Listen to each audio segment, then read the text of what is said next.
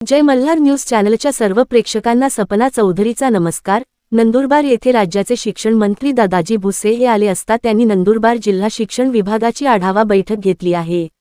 यावेळी त्यांनी सांगितले की शाळांमध्ये दर्जेदार शिक्षण देण्यासाठी सर्वांनी एकत्र येऊन प्रयत्न करावा, आपल्या शाळेसाठीच नव्हे तर संपूर्ण राज्यासाठी करण्याच्या भावनेने कर्तव्य करावे, असे आवाहन आज राज्याचे शिक्षण मंत्री दादाजी भुसे यांनी केले।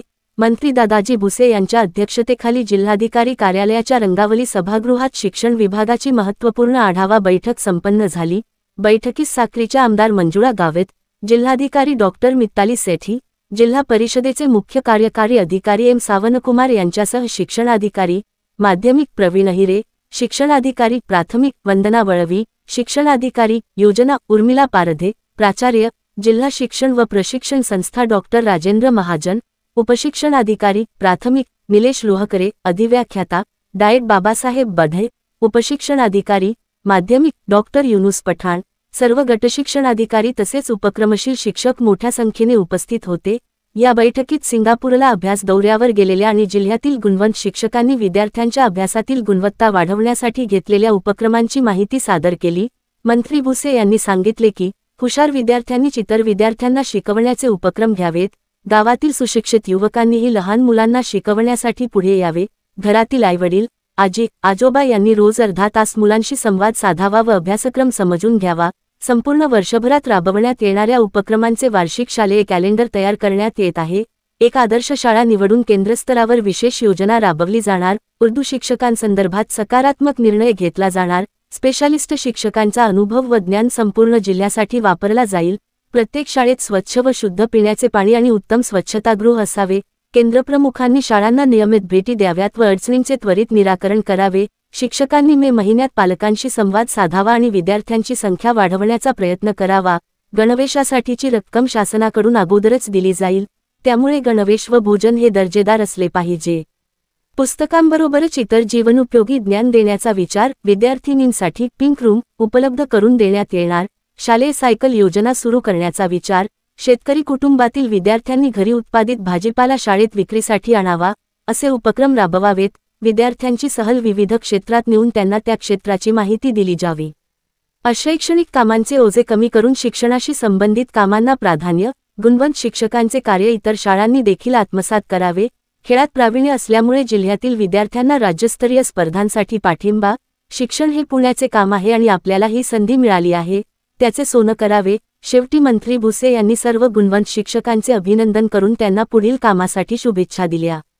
सपना चौधरी, जय मल्हार न्यूज, नंदुरबार। आपण बघितलं असेल की आपले जे शिक्षक बांधव आहेत यांच्यावर अशैक्षणिक कामांचा मोठा बोजा असतो आणि म्हणून पाठीमागच्या काळामध्ये या संदर्भामध्ये एक समिती गठीत करण्यात आलेली होती।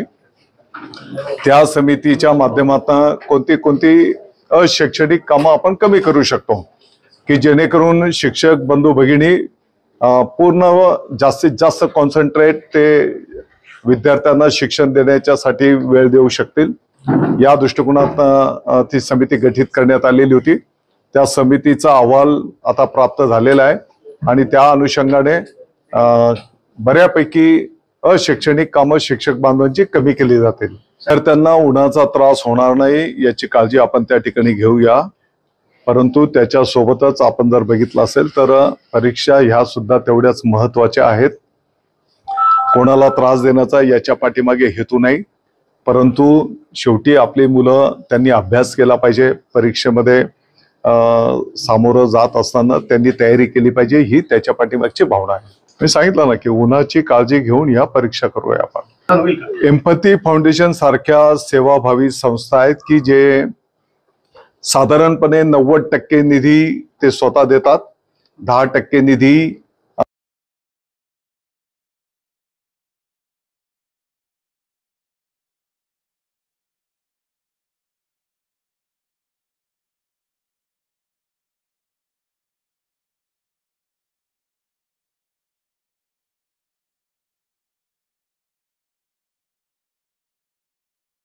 त्या ठिकाणी प्राधान्य देऊ।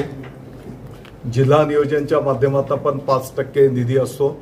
इतरही जे काही हेड्स आहेत, मग MREGच्या माध्यमातून आपण शाळेचं कंपाऊंड बांधू शकतो. गौण खनिज निधी जो काही हेड आहे त्याच्यातनं पण काही निधी आपण या कामांच्यासाठी वापरू शकतो. एकंदरीत काय तर वेगवेगळ्या हेड्समधनं निधी उभा करून या सर्व सुविधा विद्यार्थ्यांच्यासाठी शाळेच्यासाठी कशा देता येतील त्याचं नियोजन आम्ही केलेलं आहे. आम्ही शाळेची इमारत देऊ. जिल्हाधिकारी महोदय, CO महोदय आणि जिल्हा शिक्षण अधिकारी एकत्रितपणे बसून त्याचा आराखडा तयार करतील आणि अशा टॉप प्रायोरिटीने आम्ही अशा शाळेचा विषय मार्गी लावू. ऑलरेडी त्या प्रकरणाची चौकशी प्रगतीपथावर आहे. काही गुन्हे पण या संदर्भामध्ये दाखल झालेले आहेत. आणखी वरिष्ठ अधिकाऱ्यांवर जबाबदारी देऊन त्याची सखोल चौकशी चालू आहे. नाही, आता चौकशीमधनं ज्या गोष्टी पुढे येतील त्याप्रमाणे कारवाई केली जाईल.